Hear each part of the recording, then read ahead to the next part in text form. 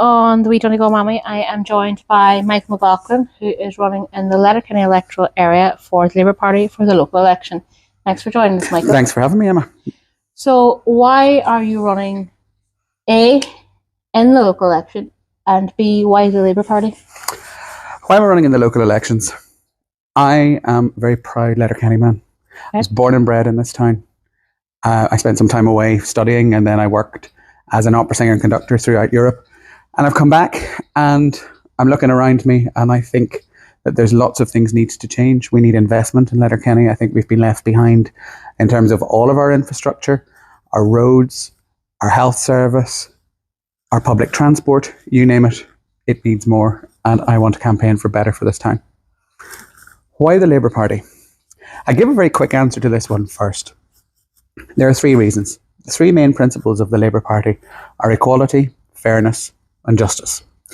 Every policy that we have is looked at through that lens. What does that mean practically? So for me, I started to look at politics after I came home, and I had friends who had houses with mica. I went on the mica protests. And at that time, no one was really listening, and I thought, we need to do something. So looking at different parties, and I looked at the Labour Party, and I got in touch, and we had a chat, and I said, look, if we look at this through an equality lens, when there was the pyrite issues in Dublin, the pyrite Leinster board was set up and it was dealt with. Why are we not doing the same thing in Donegal?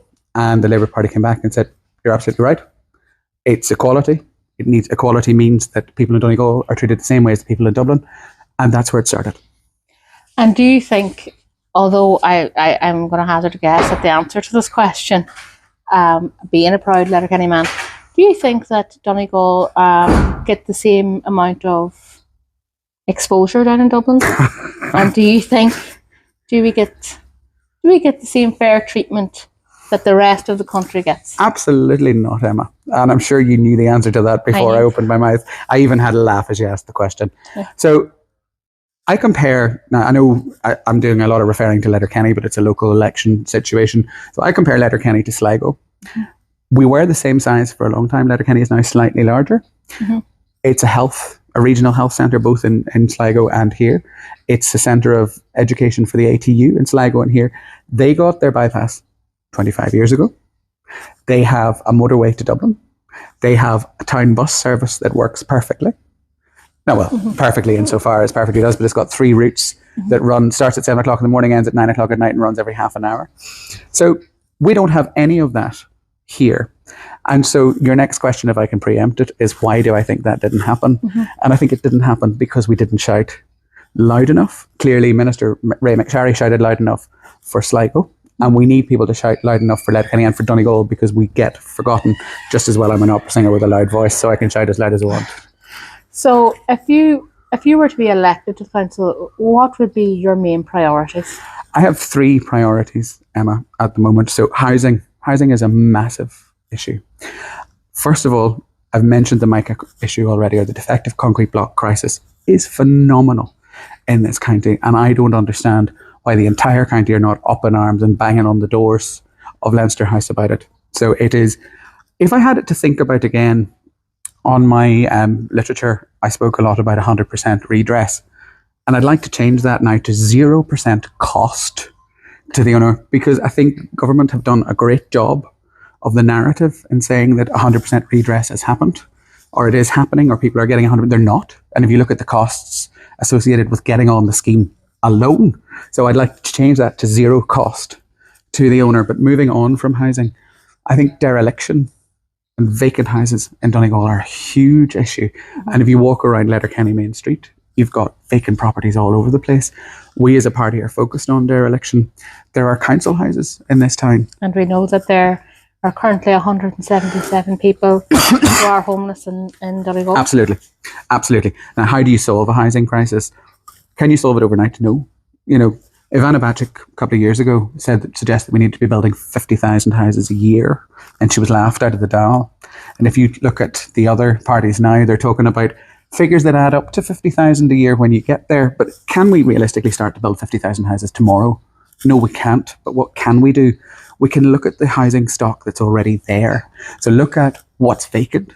look at what's maybe not being used appropriately. I mean, I remember growing up in this town and there were flats above shops on the main street. I'd like to see things like that come back in to start to take the heat out of the housing market and move from there. Okay, and what other priorities would you have apart from housing? Transport and travel are two big things. I have a huge bugbear about public transport in particular. Yeah. So, again, from a Letterkenny's perspective, but we need to look at this absolutely through the whole Donegal lens. We are having huge issues in connectivity to the rest of the country. We have to travel, as you well know, for health appointments. We have to travel. A lot of people have to travel for education. Most of our major business is either in Dublin or Galway. And we don't have the infrastructure to get there. I can't tell you the number of times I have heard of people waiting at Letterkenny bus station for the Bus Éireann bus to go to Dublin and it not turn up or be 40 minutes late or 45 minutes late, and that's all perfectly acceptable. And so I've spent a lot of time in the last couple of years, because I'm doing some study, going up and down to Dublin, and I'm continually in contact with Bus Éireann, but they can't legislate for traffic. Well, that's fine, but if the service starts in Letterkenny, then the traffic for the bus on the way in really should be irrelevant. Because surely there should be a mechanism that something else can go and meet the bus halfway. And when we move on from that, in terms of public transport, I have a huge issue with is needing to reserve a seat if you've got free transport. I know people say, it's only a couple of euros.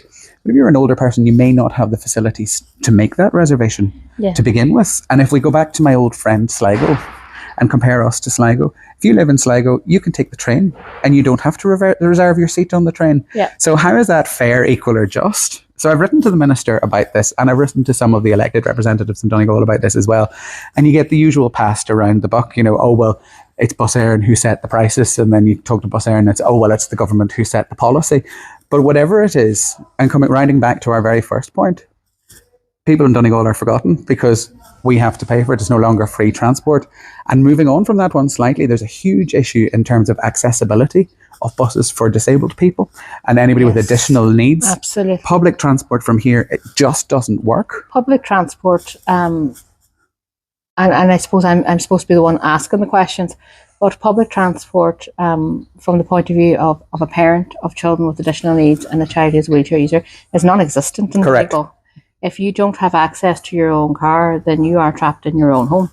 For example, I have a daughter who uses a power chair, and in order to be able to transport her to school or to the NLN, we had to get transport because with the local link buses, because years ago you used to be able to apply for a grant towards an adapted car, but that was done away with in the hopes and it was under the we will be bringing in a new scheme, and the new scheme never materialised. There we go. So for you, it would be vital to have that kind of thing. And also, thinking about your daughter and her own independence, she could do that. She can't, unless she has the local link. So, for example, when she goes to the NLN, she can use her power chair, but if she is going out with you to buy clothes or do her own wee bit of shopping, she can't take her power chair because her car's not adapted. Because an adapted car costs second hand, you're talking about between 24 and 35,000 euros. And for a new one, you're talking 60,000 euros. Wow.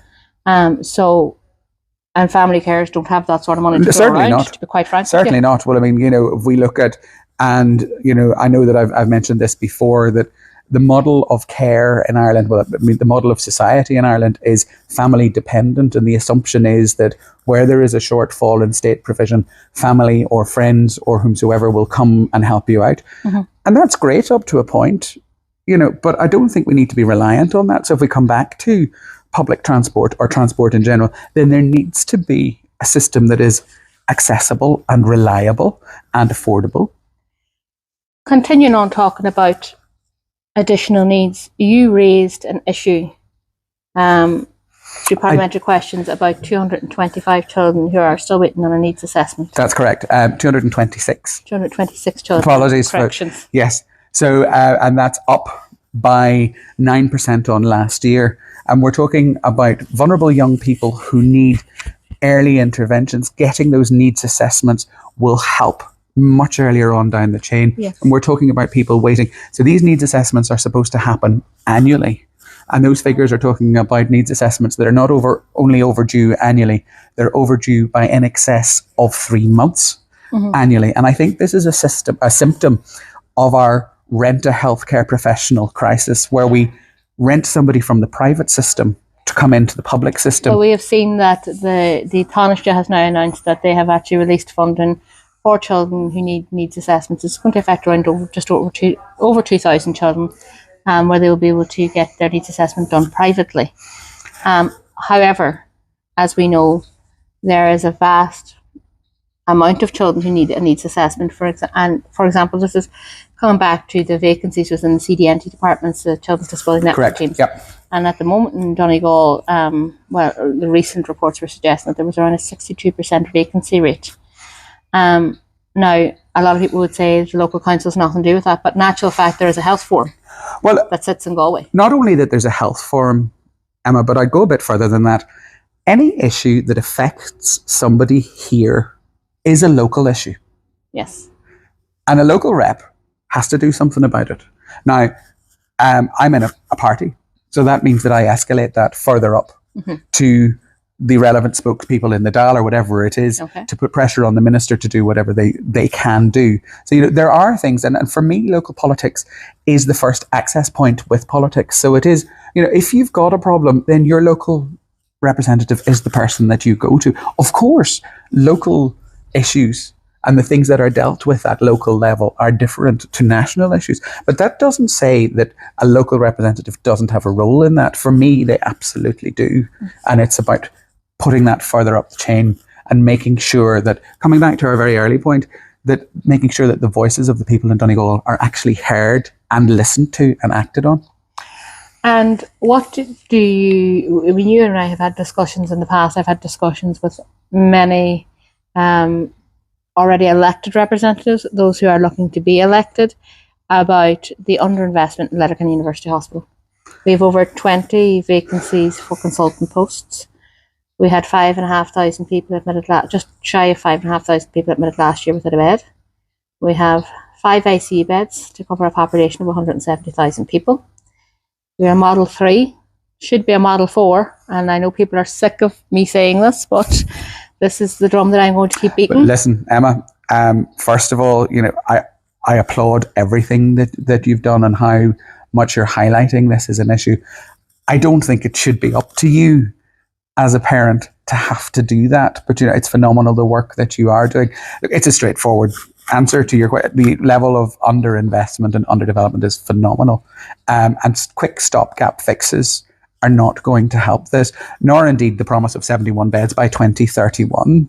How does that help us right now? So we need to have proper investment in the health service in Letterkenny and in Donegal in particular. And I don't think, how do we fix that quickly? That's a very difficult one, but we need to look at the community hospitals and what we can do. We also need to look at if the care doc system is working and how that is working. We need to have further ambulances. I know it sounds like I'm asking for money, and money is going to be the root of all salvation. But when we've had such a significant period of underinvestment, then we really need to do, and we need to react, or the health board need to react to the changes in population and in growth in the northwest, and bring Letterkenny University Hospital up to what it should be. So are you saying, as a candidate, if you were elected, that you would be putting your name out there and your voice out there for the funding of Letterkenny University Hospital? Absolutely, without a question. Okay, well, you heard it here, folks, and I'll be holding them to it. So what about we know there's a lot of overcrowding in schools, massive overcrowding in schools throughout Donegal, not just in your LEA area, but also in Inishowen and places like that. Parents who can't get access to ASD units, which we know, I can tell you from experience, it is very, very hard when you cannot get access to an ASD unit and your child needs to be in that ASD unit. This is something that's coming up on the doors, Emma, and as a former teacher, and I taught here in Donegal, I taught in Letterkenny and in Glenties and Fintown. The level, again, we're back to underinvestment. There are examples of schools in this local authority who've been waiting for extensions and funding for not years, but tens of years. And so it's all very, I think for all of this, in a way we have to be careful because we talk about funding and things always happen in this short one cycle government thing. We need, not just in schools, but like our roads and our health service and everything else, we need long-term funding strategies that looks at where we need to be in 2040, not what we should have had in 2020. And so when it comes to schools, I was agog to realise that young people who are in ASD centres in our primary schools are not guaranteed a route through our secondary schools. Now, I wasn't aware of that until I started out on the doors. To me, that makes no sense at all. If you have a child who is assigned a provision, it would be natural to assume that the provision would go right the way through school. I have parents that have said to me that because they had access to they were, I don't want to say lucky enough, because it is a struggle even with access to the ASD unit. And I know the struggle myself. I have a child with ASD, but what they were saying was, when the child then transitioned into secondary school and they weren't guaranteed a place and didn't get a place, it was like they fell off a cliff edge. Do you know, Emma, I'm stunned by this, and it came up on the doors a couple of weeks ago. And as I said, I wasn't aware, because I would say, like most people, I made an assumption that once a need was identified and provided for, that stayed with a child through their entire educational career. When the child changes school, and I've had other parents who, they aren't actually from Donegal, but maybe have reached out to me, because I talk very openly about being a parent of children with additional needs. And they have said that even when they moved, because they were going to be made homeless, and so they had to move. This was one particular story that kind of struck with me, was they had to move home because they were going to be made homeless. They eventually found a home, but their school no longer fell within that catchment area, and they couldn't actually do the transport back and forward to the school. So they ended up having to transfer schools, and they lost a place in the ASD unit in the school they were in, because it wasn't in their catchment area, because the transport was not covered because it was out of a certain mileage. Do you know, I'm going to park that for just 1 second and look at the human cost there, because we're already talking about a very vulnerable young person for whom life is challenging at the best of times. And then you add into that the housing insecurity that's going to have a huge impact on that young person. And this is why we need to be looking so seriously at our housing problem. And you look at that parent who is already stretched in every direction, trying to do everything they can for their child and cope with the housing. Surely the last thing that parent needs to be concerned about is schooling. And this is a failure. This is a massive failure by government to provide for these vulnerable young people. It's a massive failure to recognise the problem, and also a failure to plan both for the problem as it stands now, but as it looks to in the future. And we're back to, again, we cannot be looking at some kind of a quick fix 10-second thing that'll kick it down the can for the rest of this election cycle, or whatever measurement you want to use for it. We need to be looking at planning properly for the future, for an Ireland that's going to work for all our people. Thank you very much for joining us today, and wish you very best luck for the future, Michael.